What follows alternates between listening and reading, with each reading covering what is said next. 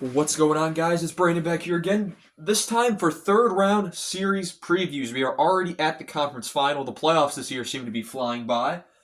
And we haven't had a lot of game sevens, so I guess that's kind of the reason. We've had 3 game sevens in total, which over the last couple of years, that's low, to be honest.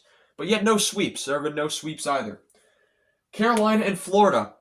Seems like we were here just 2 years ago when I did this series preview.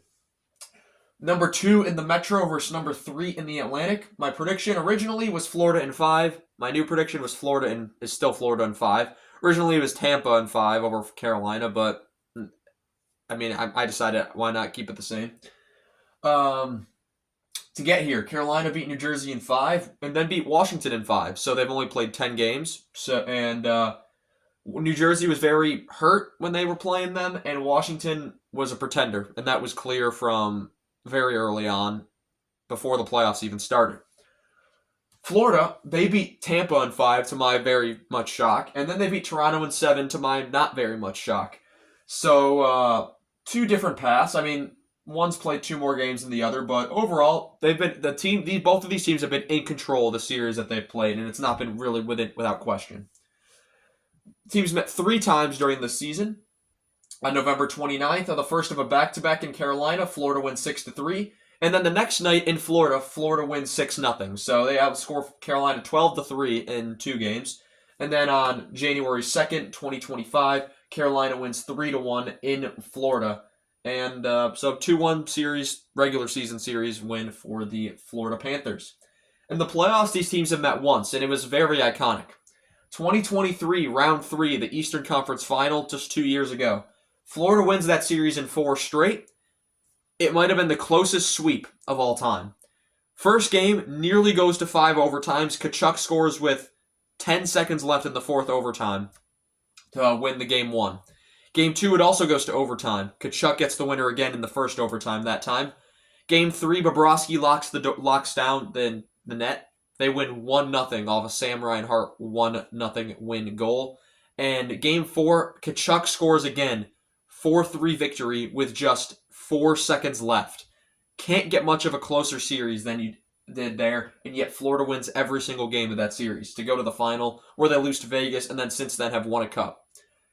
Carolina, they haven't won a conference final game since 2006 when they won the Stanley Cup. They got swept in 2009 by Pittsburgh. They've been swept in 2019 by Boston. They were swept in 2023 by Florida. It's about getting some wins in the conference final, because it's been their kryptonite the last 15 years.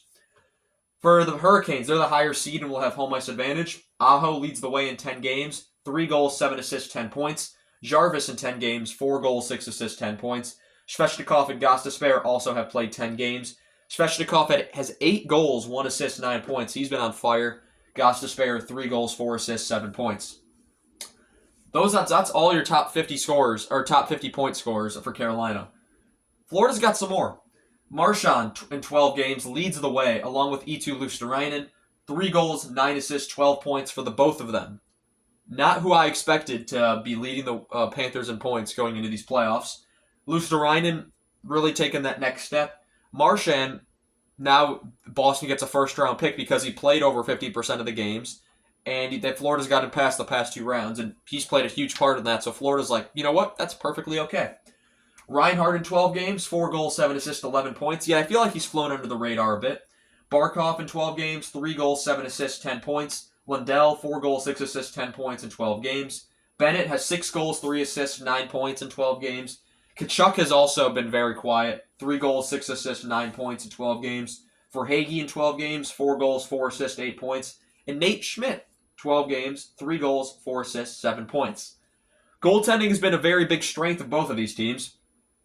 On Carolina's side, you have Frederik Andersen with, I don't even know how to describe this other than absolutely dominant performance. 7-2, 1.36 goals against average, 937 save percentage. He's your favorite for the Conn Smythe, and he has to be at this point.